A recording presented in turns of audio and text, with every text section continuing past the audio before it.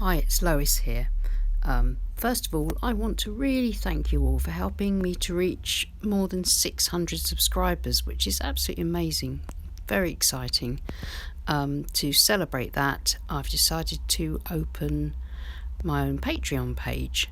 The link for that will be below, where I'll be trying to raise money for some better camera equipment so that I can do longer videos here for you for free on YouTube. So if anybody wants to support me on Patreon and come along and learn some really good tips and tricks, please follow the link below and have a look and see if you think it's for you.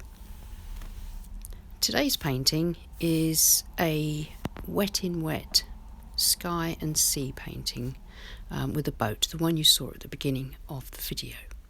So first of all, I'm wetting the paper with water.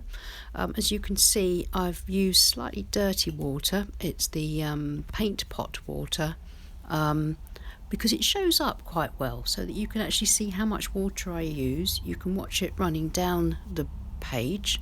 The board is at about 45 degrees. Just going to put a bit of water across, a bit of paint, greyish paint across the sea, just to try and mop up some of the water that's running down. It's running down quite a lot because there's a lot of water there. Then some raw sienna streaking across the sky to give it some character, just to take away from that white paper in the sky. Now I'm experimenting here with my large hake with indigo, mostly indigo. I think there might be a little bit of sepia in there, but I think it's mostly indigo. Different shape strokes, vertical strokes, diagonal strokes. There's going to be some sort of horizontal strokes in a minute, just to try and get a little bit of character to the way the paint is lying on the paper, and therefore character and soft diffusion to the sky and the sea as it dries.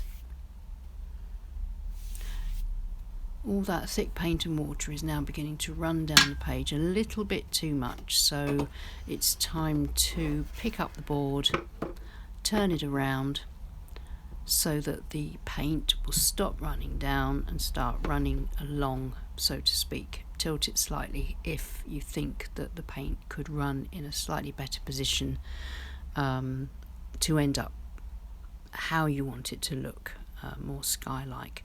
I mean, of course, if you want a rainstorm, then don't bother tilting, just let the paint come down, because then it will give you a beautiful dramatic rainstorm. Right, I'm just going to dry it like this now, or leave it to dry, mostly dry, so that you can see how the paint has run down towards this point. So we've got it much darker at that end, which is actually quite nice. And this is how it ended up. Nice and soft. The raw sienna is still there, adding a nice sunset glow. And now I'm just going to add in a boat, just to show how a wash like this can be used. I'll do another tutorial at some other point for painting a boat like this, but for now it's just to show you how the boat looks.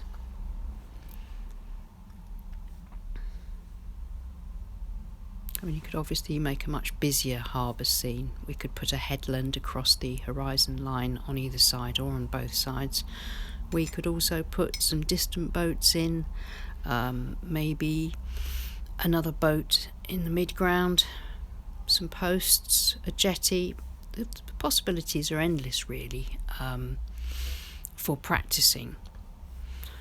So this technique can be a bit tricky, but with practice you can learn to control the flow of your water and your paint and end up with some quite interesting, unique and very exciting washes.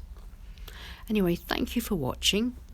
Please like and subscribe and click on the bell icon, and then you'll always get notifications when I post a new video, which is usually at least once a week. And also, if you want exclusive tips and tricks on a more regular basis, then please check out the link below and have a look at my Patreon page. It'd be lovely to see you there. There's only a couple of us at the moment, but it's a very exclusive club and it would be lovely to see you. Anyway, thank you so much for watching, and I'll see you again soon. Bye for now.